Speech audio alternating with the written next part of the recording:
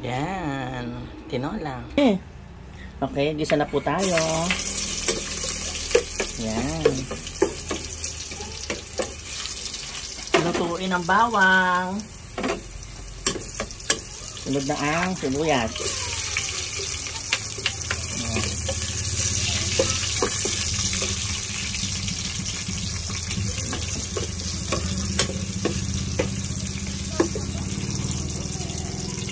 Ito po ang luya.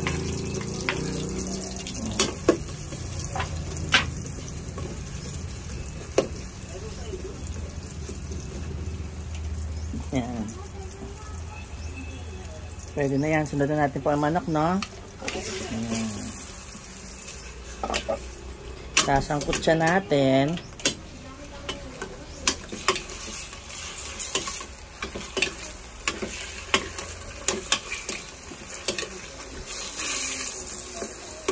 Pabayaan mo muna po natin mag-brown yan.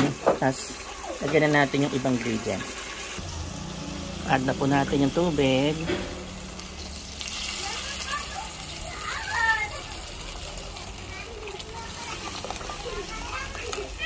Yan. Simmer po natin yan for 20 to 30 minutes.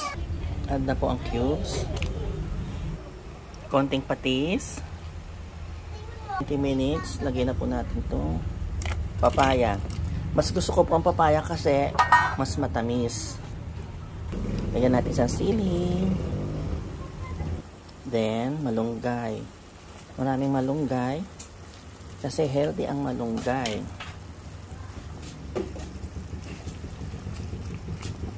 Simmer na lang po ito. Siguro mga 5 minutes. Okay, pwede na po ito. Ayan. Dagdagan ng maraming sabaw.